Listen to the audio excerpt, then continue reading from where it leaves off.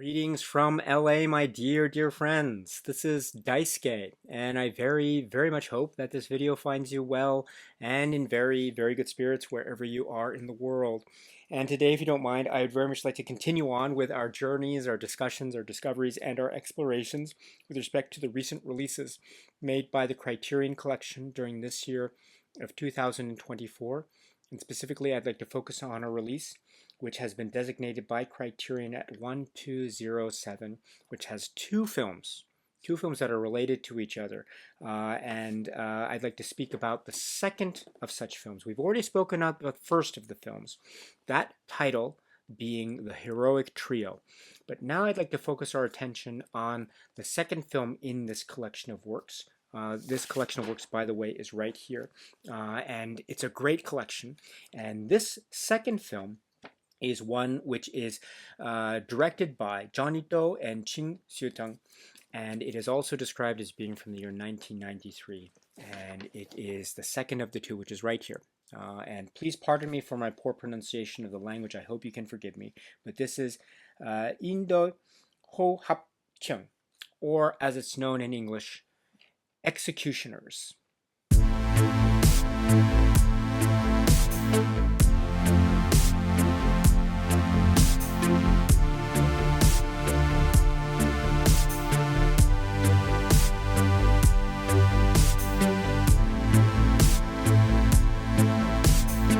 Is the utterly entertaining, again, wild extravaganza action-adventure film, post-apocalyptic action-adventure film to the max.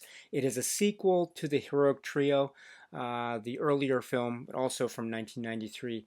And it's a continuation in many ways, a summation in many ways, there are so many twists and turns and surprises galore that are waiting for you when you watch this work. Again, directed by Johnnie and Ching Siu-tung, and also screenplay by Susan Chan, story by Sandy Shaw, with the great cast included in which are Michelle Yeoh and Anita Mui and Maggie Cheung, and also Anthony Wong and Takashi Kaneshiro and Anthony Wong and Damien Lau and others. This is the work which is Executioners. And please, once again, pardon me for my poor pronunciation. Indoi Ho Hap Cheon, Executioners. Wow. This is a sequel to The Heroic Trio. So in many ways, if you have not seen The Heroic Trio, it is probably a good idea to watch The Heroic Trio first and then watch Executioners, because it is in many ways a continuation of the story and the plot dynamics and character arcs.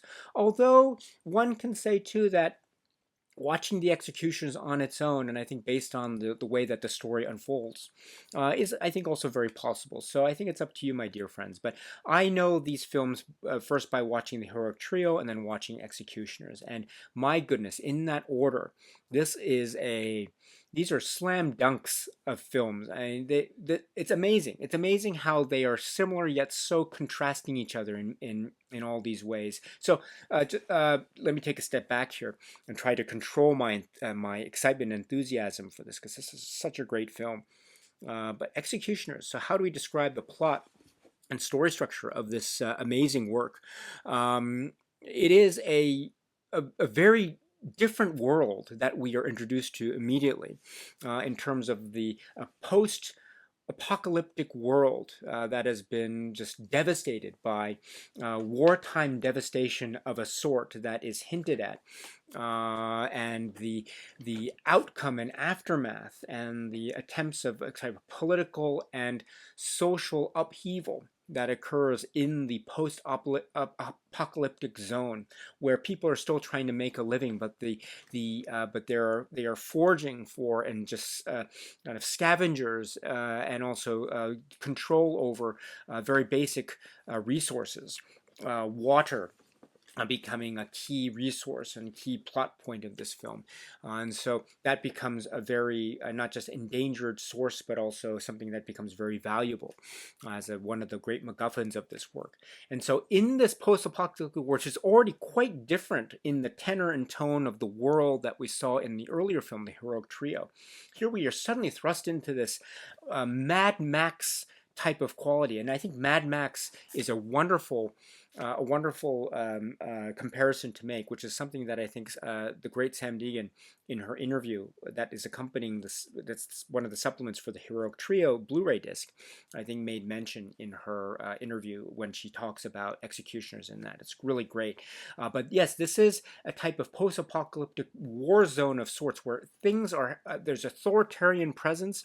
There are these uh, social political sects that are emerging, that have a type of maybe quasi-religious or cult-like status. And so this brings into Takashi Kanashiro's character, and also the sway and control of people, and how the government is trying its best to maybe put its finger on the pulse of society, but maybe there are some nefarious actors and nefarious forces at play trying to usurp power and make a move towards total and devastating authoritarian grip on power that would be totally suffocating on the people writ large. So there's a lot at stake. There's some mysterious and not somewhat, but quite directly, evil and villainous forces behind the scenes that may or may not have some sway and influence with respect to the high levels of power. And we are also introduced to high levels of power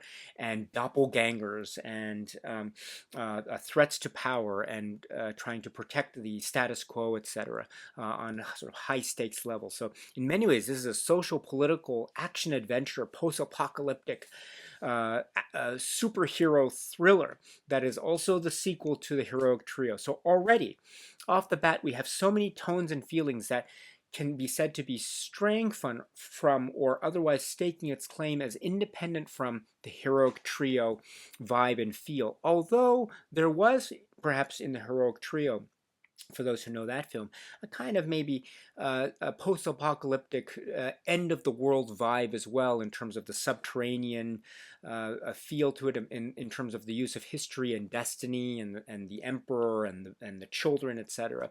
There could be a sense in terms of a spiritual tone and connection and continuation of that. But in terms of the ambiance and in terms of the spectacle and the environment and settings, there's a bleakness of tone that is so evident and so apparent. And that bleakness of tone, I would say, also enters into a lot of the character arcs and dynamics. Now, when we talk about the character arcs, that's where we understand that Executioners is also very much a type of sequel to the Heroic Trio, because it, in a sense, picks up where we last saw our heroes, in a manner of speaking. So, but we see some time has passed. So, for instance, we have now Michelle Yeoh's character, who is now heroic and has working for the side of the heroes in conjunction with this team. And then we have Maggie Chung, who is up to her own very roguish ways and trying to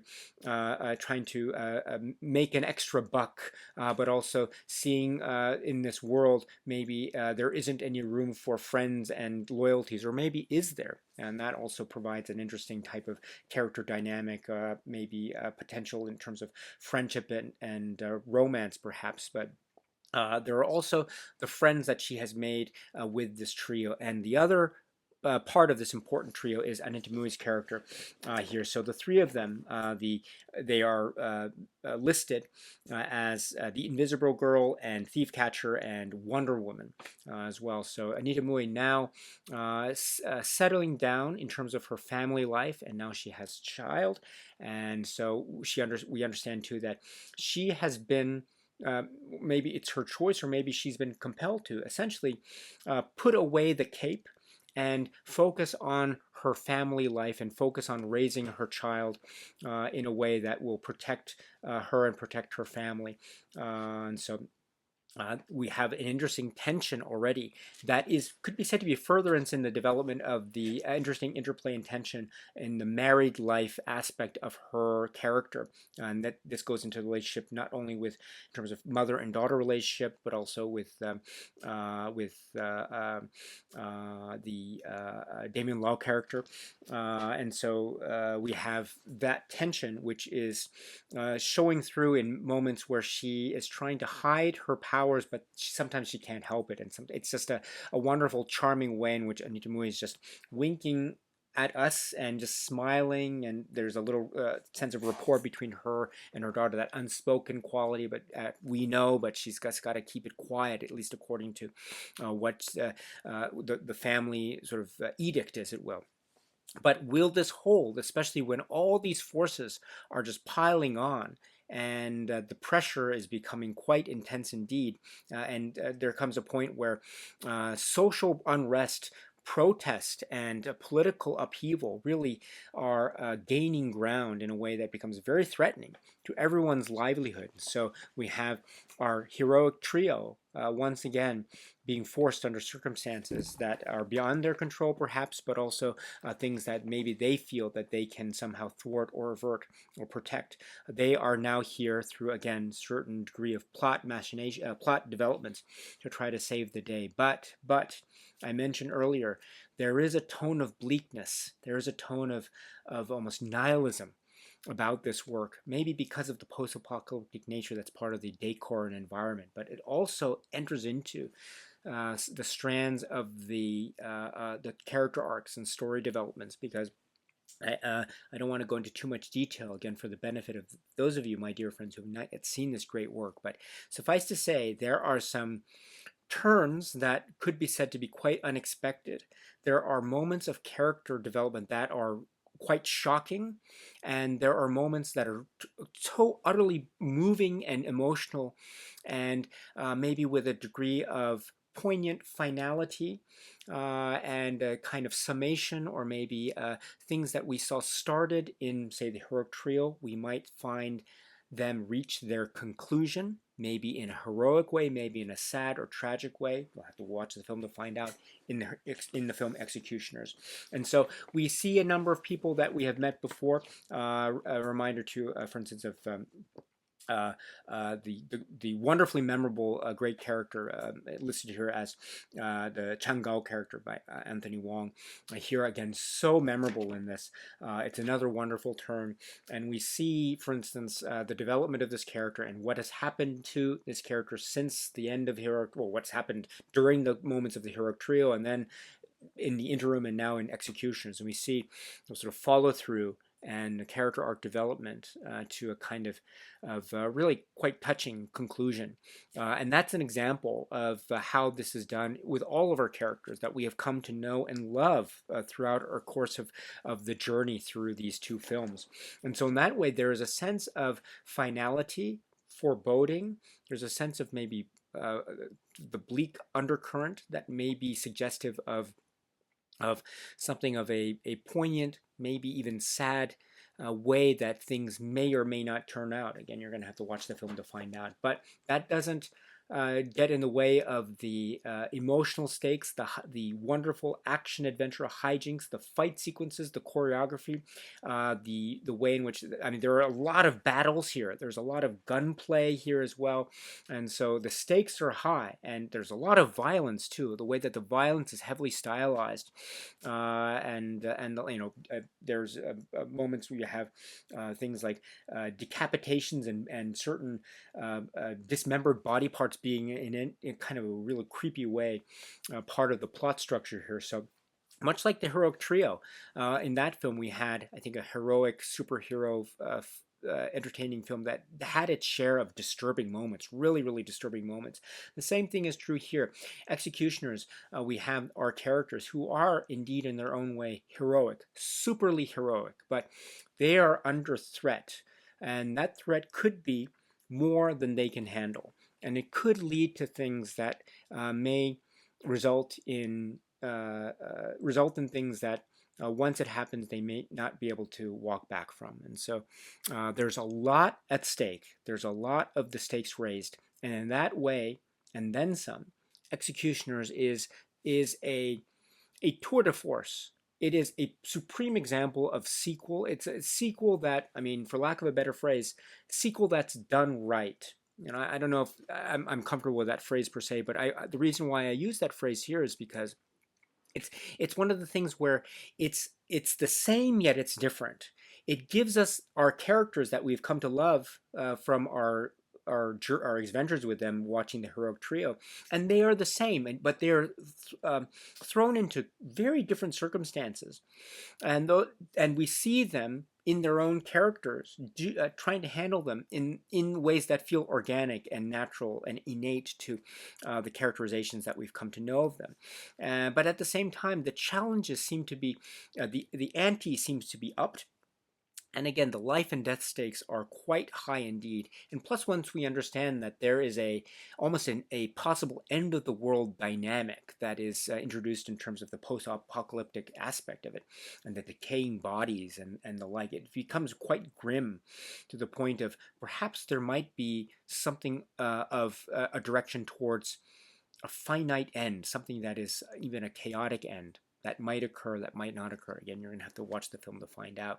And under all this stress, we have the brilliance of the performances. Anita Mui and Michelle Yeoh and Maggie Cheung lead the way, of course, and each in their own way.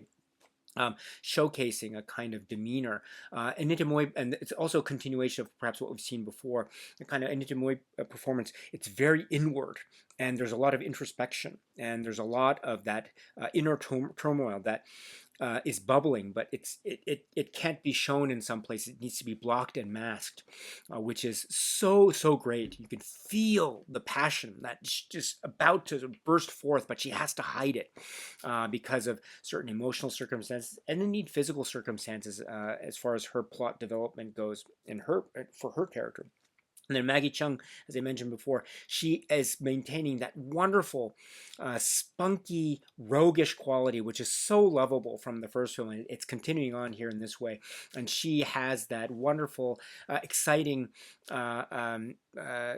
lovely nature to her that is dangerous and also committed, and has a lovely type of quality that is vivacious and almost spontaneous, has an air of spontaneity in a way, but also there is a lot of heart. There always has been a lot of heart, but here that there's a great deal of heart that is put to the test with a number of the people that she meets. And again, those associations become under threat almost immediately too, again, in this world where chaos reigns supreme. And then Michelle Yeoh in a wonderful hero turn based upon what we've seen before, right? A great hero turn, but also this type of a connection with the past and loyalties that are tested.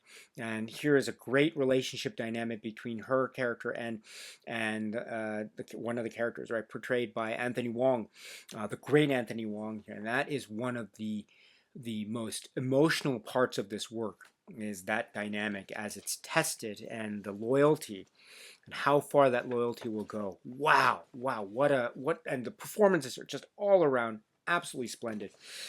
Just a quick shout out to, again, I mentioned Maggie Cheung, Anita Mui, and Michelle Yeoh, Damien Lowe, Anthony Wong.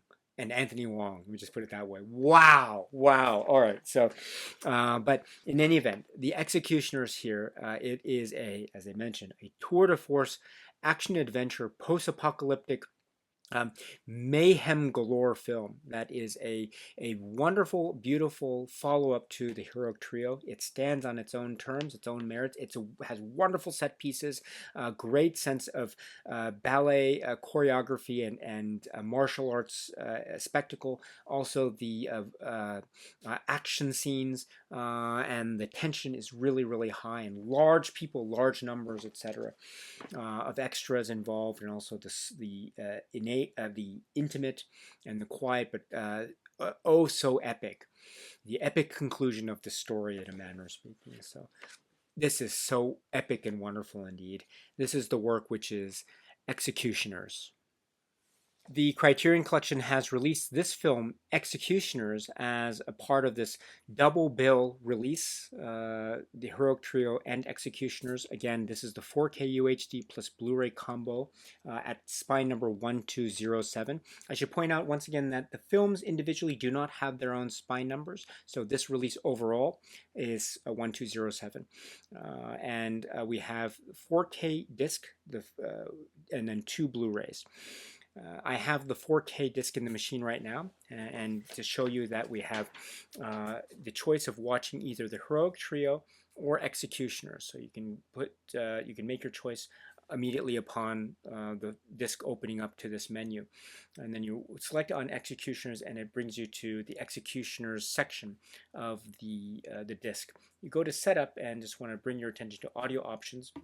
We have the original monaural Cantonese soundtrack, 5.1 surround Cantonese soundtrack, and then the English dub monaural soundtrack. So let me also point out too that the fold-out insert is a poster type, and that we have the poster art on the front here, and then on the back we have the writing and the essay with some information and details about the films and about the Criterion release. Among those details, we have a section on the right-hand part of the back, the writing side of this poster fold-out. It says about the restorations, and let me quote here. The Heroic Trio and Executioners are presented in the aspect ratio of 1.78 to 1. These digital restorations were created from the 35mm original camera negatives and scanned in 4K resolution. The original monaural theatrical mix for the Heroic Trio was provided by Media Asia, while the one for Executioners and the English dubbed tracks were provided by collectors dedicated to the proper preservation of Hong Kong cinema. The 5.1 surround soundtrack was remastered by Media Asia. So first of all, let me just take a moment and celebrate and thank with my deepest gratitude those collectors dedicated to the proper preservation of Hong Kong cinema throughout the world. So you have my thanks, and well done.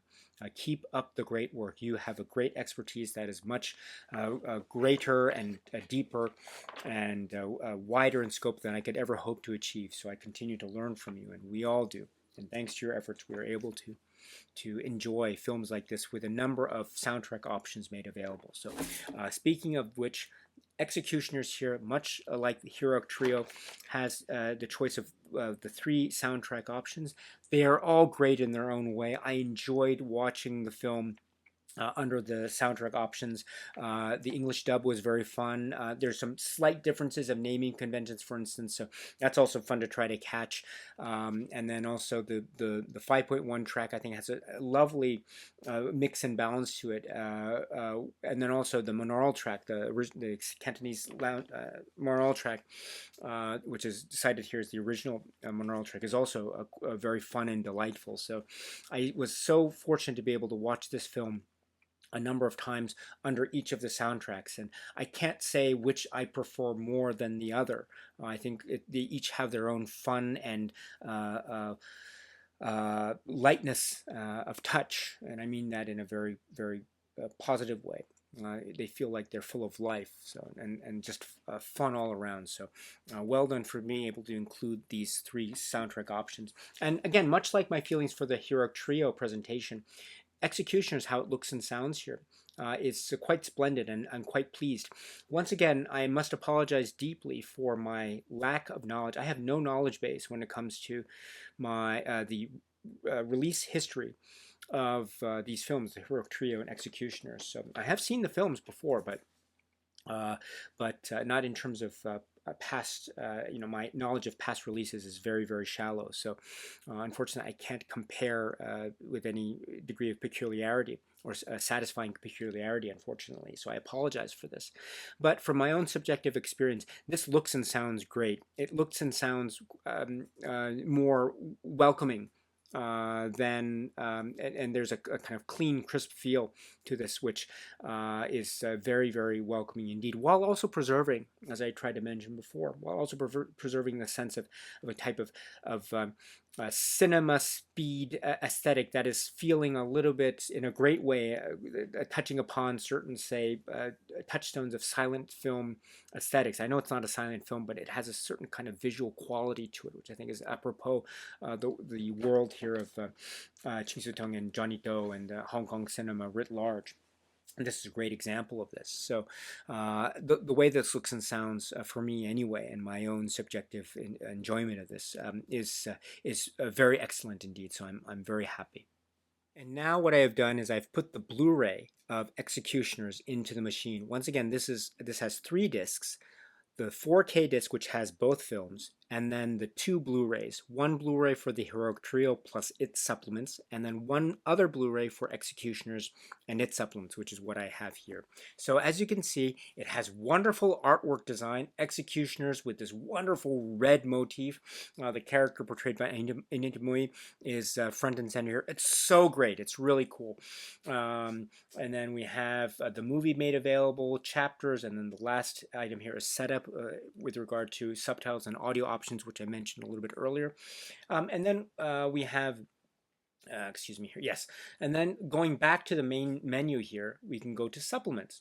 And then we have 2 supplements here. The first supplement is called No Ordinary Actor. When I press it, it says, and I quote, "Conducted by the Criterion Collection in 2023, this interview features actor Anthony Wong candidly discussing the realities of working in the Hong Kong film industry and recalling some of his experiences on the Heroic Trio and Executioners." It's 7 minutes long, and it's an interview with one of my favorite actors, Anthony Wong. This is so cool. Oh my goodness, 7 minutes. It just goes by so quickly. I love this. And what I love, just let me just say, I love about this is he's so down to earth. He's so humble, and he talks about, you know, he wants to entertain. He wants to have it so that the audience members are entertained. And so, if that is happening, that he feels like he has done a good job. You know, that kind of wonderful sense of humility, and also a sense of devotion to his craft in a way to show appreciation for his audience. I think that's so lovely. And this is, I mean, I love Anthony Wong's performances across the board in these films. I mean, they're one of the highlights of these films. But it's just so down to earth. What wonderful, wonderful interview here. I wish it were longer. It's so great. The word candidly is used by Criterion here, and I think that's very, very apt because he does speak a little bit, Anthony Wong does here, about working on these 2 films. We're talking about his a little bit of the background in working in the Hong Kong film industry. It's a very interesting, fascinating world. And so he talks a little bit about his experiences. Also, with regard to these 2 films, The Heroic Trio and Executioners, you know, he has very interesting roles to play in each. Very interesting roles to play in each. So that's a really cool thing.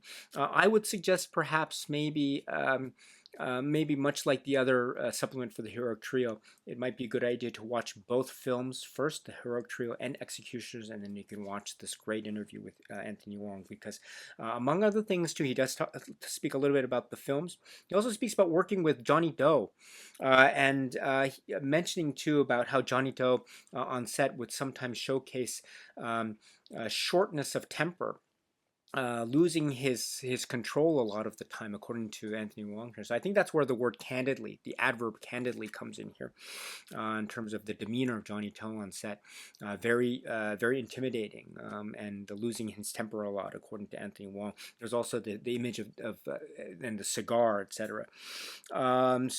But this is so great. This is wonderful. Again, one of the key artistic forces of these 2 films, the success of these films, is credited to so many people. But I think one of those people is undoubtedly Anthony Wong, in terms of his the maybe anti-villain, anti-hero type of status that his characters seem to occupy, and he does it so well with a sense of panache, and also with a sense of dedication to his craft and role.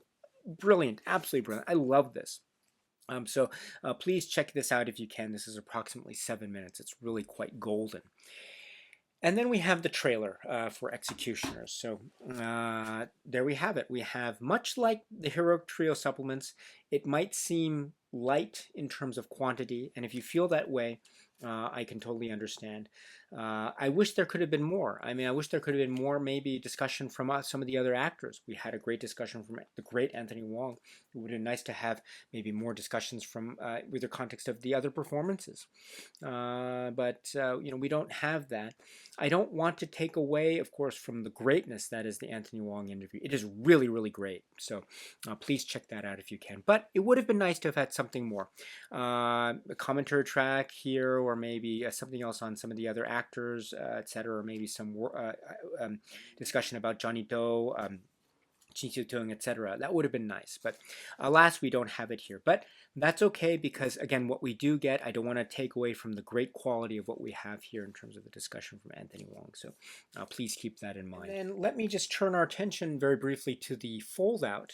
It has the back, which is the essay. I'll talk about the essay, and I'll talk about the artwork and some other aspects of the packaging, etc. overall in a separate video to conclude this line of video discussions.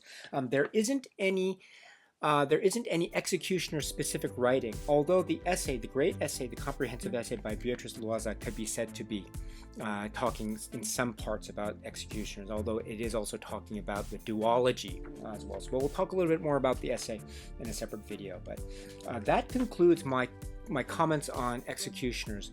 Wow, this is a slam dunk of a film. This is taking things to the max, to the Mad Max, and it is just a whirlwind of fun and tragedy, and taking things and upping the ante. What great sequels should do, and what this does, and it also stands on its own in ways that are just epic, utterly epic. This is the film which is Executioners.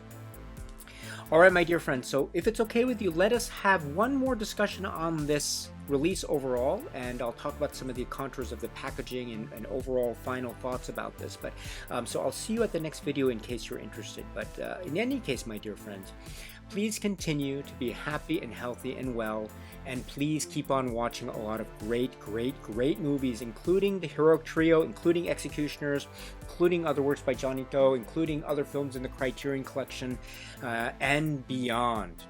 And so until the next video, my dear friends, stay strong, stay safe, and cheers.